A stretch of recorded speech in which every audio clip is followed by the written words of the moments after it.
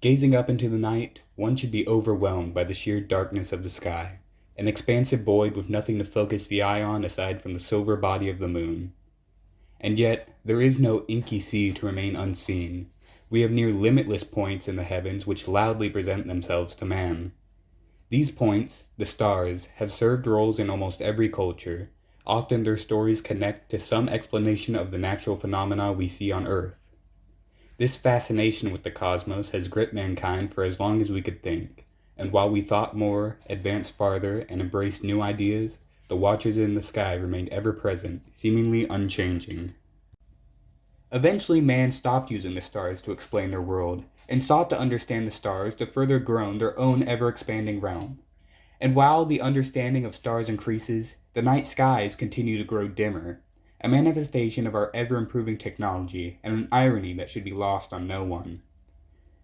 This greater understanding, yet lesser exposure, has brought a wave of disinterest to many in the modern age, yet the stars are so much more mysterious and impressive, not because of what we see, but because of what we don't. The death of a star is a seemingly rare event that can't easily be studied, but the aftermath can be observed across the cosmos, as long as you look a little closer. Towards the end of a star's lifespan, it can undergo a variety of transformations, changing every property of itself until what's left is unrecognizable. Black holes, quasars, and pulsars are all results of this malleability, and the seemingly infinite potential of a star to spawn these other objects has captured the attention of many in the astronomical and physics fields. But what are these celestial objects? How do they work? And why has it taken so long to find them?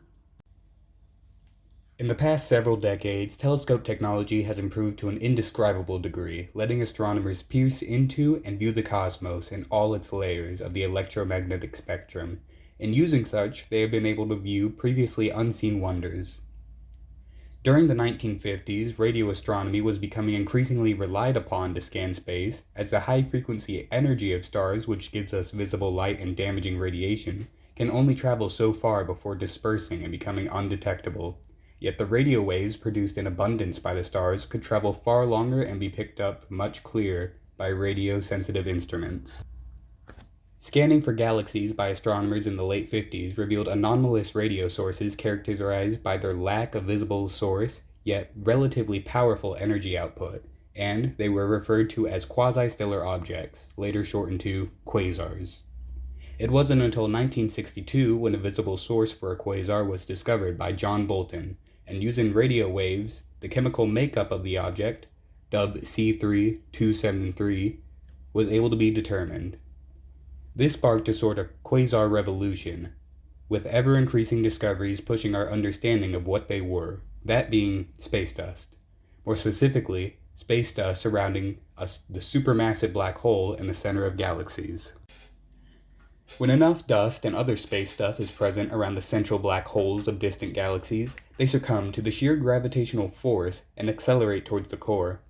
This gravity is so strong that as it pulls in material, the friction between colliding particles and their acceleration causes the falling matter to burn up, transferring that potential gravitational energy into heat as well as the electromagnetic radiation that reaches the radio dishes of our telescopes. Essentially, quasars function as solar system-sized space generators, glowing so bright they mask the light produced by the rest of the galaxy they inhabit. The only reason they don't obscure every star in the universe is due to the rarity of these conditions. It isn't often that quite enough matter is around to sustain such a powerful phenomenon, with it being a black hole's nature to quite quickly consume everything around it. Aside from these giants, most quasars are much dimmer, forming with less material around the acceleration disk of smaller, less massive black holes. Naturally, quasars weren't the only Rs found hiding amongst the galaxies, and more discoveries were bound to be made. In the year 1967, Jocelyn Bell Burnell and her advisor, Anthony Hewish, were making deep space radio observations when a powerful radio source was detected, similar to how quasars were discovered some years ago. However, these signals were not only incredibly powerful, but super repetitive, clicking in an almost mechanical way. This phenomenon was so puzzling that two astronomers famously named the signal LGM, or Little Green Men, mostly in jest, yet at the time, intelligent alien life was as good a guess as any for the origin of the signal. It later came to be understood, with work from those such as Thomas Gold, that a rapidly rotating neutron star forms the iconic pulse of these pulsing stars, pulsars. These stars eject large amounts of energy from their poles, which, combined with their rhythmic spinning, gives them their poetic titles of cosmic lighthouses, streaming their rays across space. Jocelyn Vernal's contributions and discovery of pulsars would inspire much interest in the concept of high-gravity collapsed objects, but the at the time purely hypothetical black hole is in a league of its own. These are bodies so dense that they create a gravitational pull that no matter or electromagnetic radiation can escape, meaning even light is trapped behind their event horizons, thus the name black holes. The first confirmed black hole was discovered in 1971 and given the title Cygnus X1, a surprisingly cool name considering what astronomers usually come up with. Cygnus was able to draw the attention of multiple unrelated astronomers when a binary star system was discovered that outputted most of its electromagnetic radiation in X-rays, the reason for which being that one of the apparent stars was the black hole, whose gravity accelerated the matter of its partner star to such a degree that it radiated higher frequency waves. Earlier in this video, I used the phrasing that stars spawn one of the three phenomena previously discussed, and following such simplistic phrasing, it can be argued that while these stars are considered apparent to be objects, those objects are cousins amongst each other, all noticeably different yet sharing a common origin. As such, before a black hole or pulsar can come into being, there has to be a star to collapse, and its initial mass is what serves as a deciding factor for what the resulting body will be. For the supergiant stars, it's typical to have the violent supernova birthing an oppressive hole in space-time, as sci-fi media has taught us. But most stars don't reach that level of mass, and for them, they are often left neutron stars. Being so compact, yet dense, the neutron stars have the potential to reach insanely high rotational speeds. And if they are streaming rays of energy into the cosmos, then it becomes a pulsar.